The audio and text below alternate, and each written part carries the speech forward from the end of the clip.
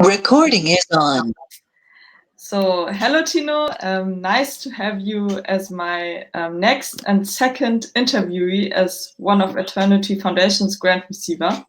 So it's also Well, the second interview ever. So before we start to talk about what you are currently working on and building on Eternity, I would like to get to know you a little bit better, as only from your LinkedIn and GitHub profile.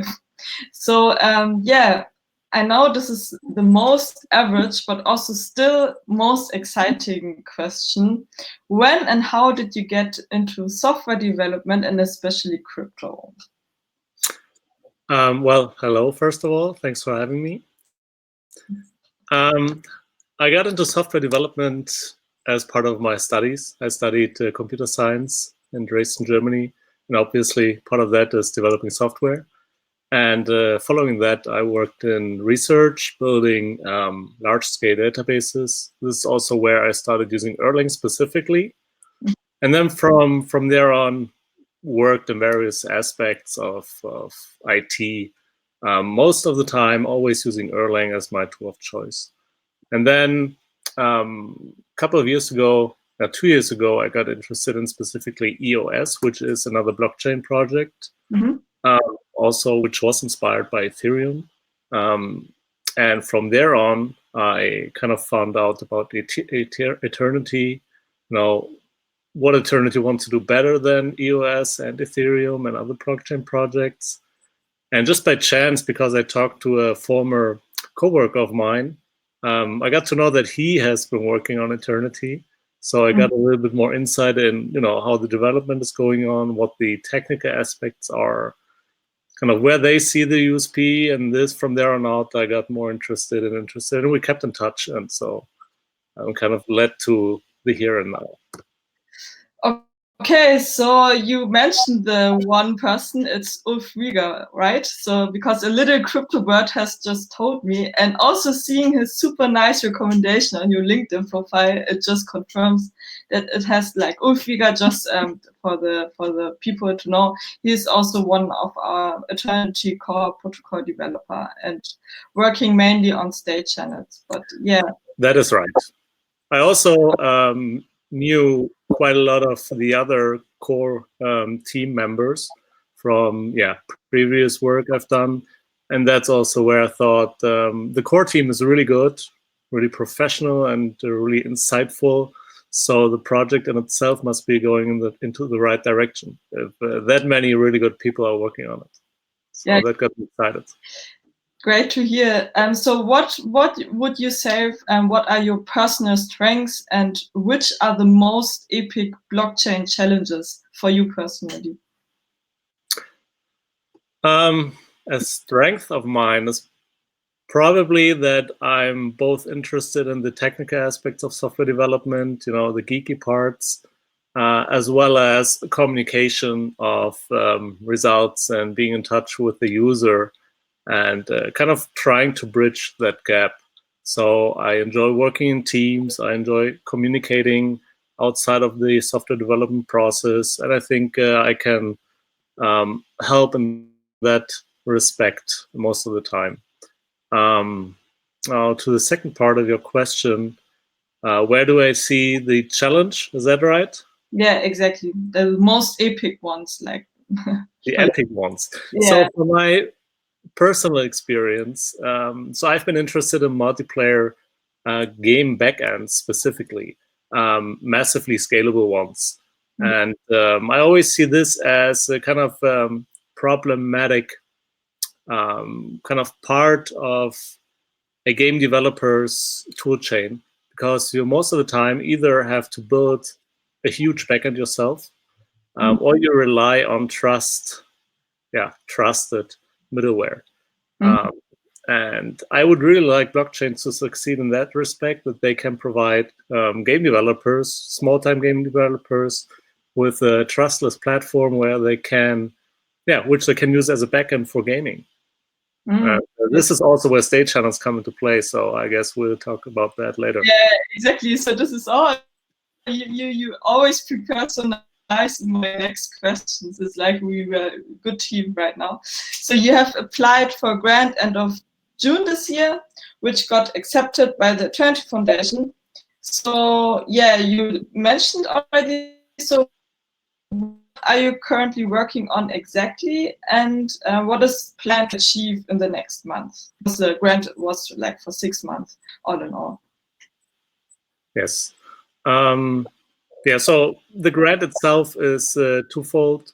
I applied for both helping make the code, the project itself, ready for going live and being used in production. Obviously, there's been a lot of effort put into new features and getting features ready for going live. And now that it's so close to the deadline, it's good to have some more focus on maybe fleshing out bits and pieces where the existing core team members don't have the time to do that because they're still working on features which I have to ship. So this is now an advantage of mine that I come in and haven't worked on specific features, so I'm not tied to any particular part of the code where I have to ship a feature, but rather I can support whoever needs support to make things production ready. I kind of started with that in state channels already, where I helped document kind of the inner pieces of state channels to make them more maintainable. We did a lot of refactoring already. And then recently I also helped in a very different part of the core, where I helped the team to integrate EC recover from Ethereum into Eternity. And yeah, for what was the second part of the question again? So yeah, this is like, what are you currently doing? Because we have now the upcoming hard fork is just around the corner. So what will be your plan to do afterwards? Because then I think a lot of development processes and will change also. So you have also to adjust your task, right? Correct. So yeah, right now I'm still focusing on state channels. So there's, even after the hard fork, there's kind of lots of interesting stuff in the pipeline. Well, we have to find out whether we want to deliver them fast or slow. And then at the end of the grant, I would like to focus on reproducible builds of the Eternity core, which is focusing on making the delivery pipeline more trustful, in the sense that that whatever came into the pipeline is also what came out of it, and there's no particular point in between, which has to be fully trusted in order to be able to use the node. Yeah, nice. So okay, this is like you will also help that we can finally have make a use of state channels on mobiles, and yeah, that it get used in the future. Yeah, so you just confirmed me today that you are also will talk at our conference, right? So what are you going to talk about? What will be your talk about, like the title and topic in general? Well, it was a tough decision. Initially, I wanted to obviously talk about state channels, but there are also already two very good presenters at the conference, Ulf Wieger and Dimitar from the state channels team, who are talking about it.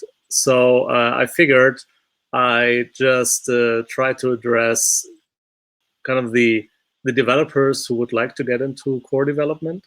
Obviously, now that the hard fork and going live is coming up, hopefully more developers will be interested in changing stuff in the core, and the community will be more engaged. So I'm going to talk about getting started in the Eternity core development.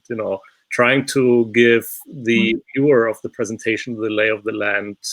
What are the kind of initial steps and pieces of code to look into, and where are the big blocks to be kind of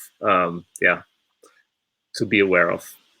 Yeah, this is really, really nice topic. I think you are like one of the first ones actually who was going to present something similar, because we had some for like getting started, like app development, but core development, I think no one ever did it before. So yeah, I will also attend. I think it's quite nice. For me, it's still like a mystery. Like I built an app by my own, like a naming app just on testnet, but the whole core development is still like a mystery for my own. So yeah, it's also for me super exciting.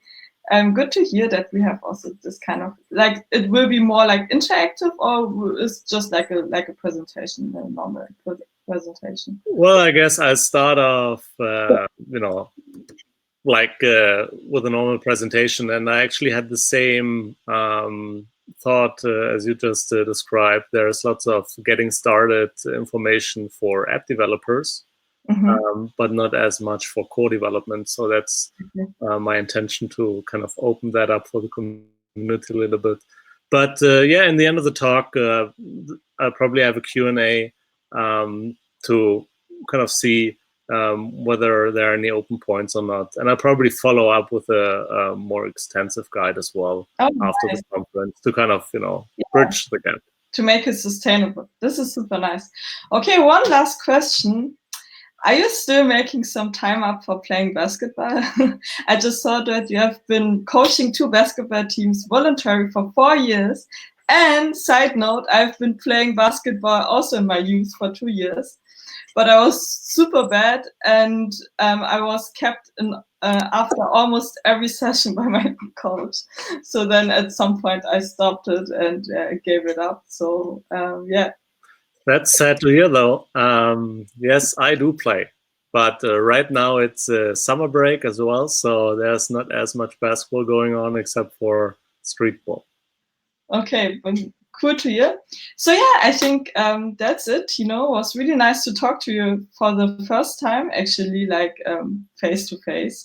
And yeah, I can't wait to meet you finally also in person during the conference. And yeah, so I wish you a good day, and see you in the conference.